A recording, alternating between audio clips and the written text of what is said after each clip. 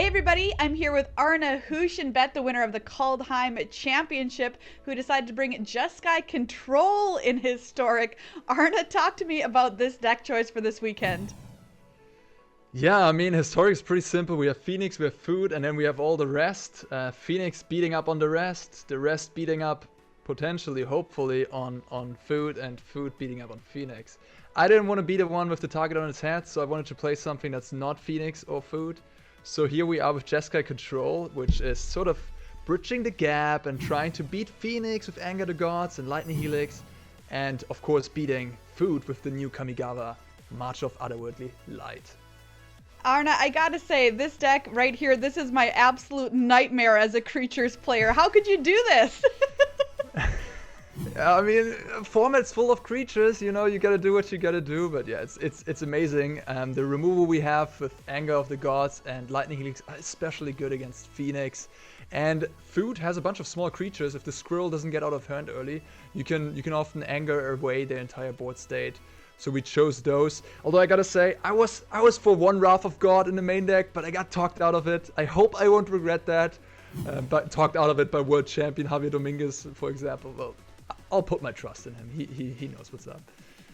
Yeah, this removal suite is not messing around here with Justice Strike, Anger of the Gods, and Lightning Helix. You certainly have those decks in your sights, as you mentioned. You've also got an impressive array of exile effects here with Portable Hole, we're going to call it Rest in Peace, and March of Otherworldly Light. Now, Rest in Peace, 2 copies in the main. What's going on there? That's a sideboard card, buddy. You got me. You got me, Maria. You got me.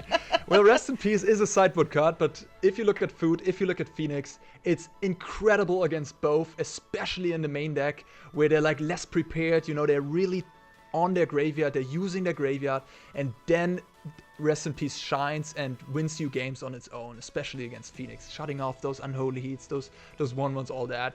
And March and Portable Hole, you know, cheap, flexible. March is incredible, it's flexible, it kills anything. And yeah, we gotta play some removal, and March of the Otherworldly Light is just the best against Food. Yeah, March of the Otherworldly Light seems extremely strong, especially in this metagame. You're running the whole 4 copies. How long did it take you to get to all 4 in this deck? Not too long, not too long. I think we started with 2 Portable, 3 March, and it soon got to 4 March. All right, well, let's talk about counters and card advantage, because if you're playing a control deck, these are your bread and butter. For you, Arne, what is the most important thing that you want to call out about these 4 cards we've highlighted here? You can't call the card out often enough.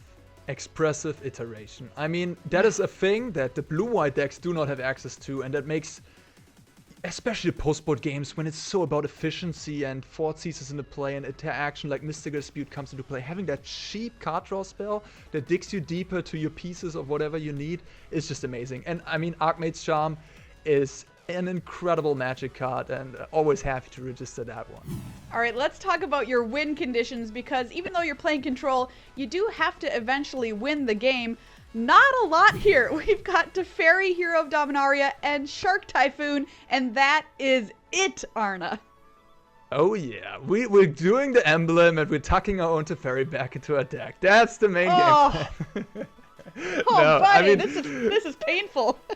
It is. Hey, game one can be a struggle with this version of the deck, but we really didn't want to have too much clunky cards. You know, we wanted to have interaction, and so we're relying on Teferis and 2 Shark Typhoon to get the job done in game 1. But if you look at the sideboard, there's Starnheim Unleashed, there's more sharks coming in, so there's a lot of more ways to close down a game if you have to.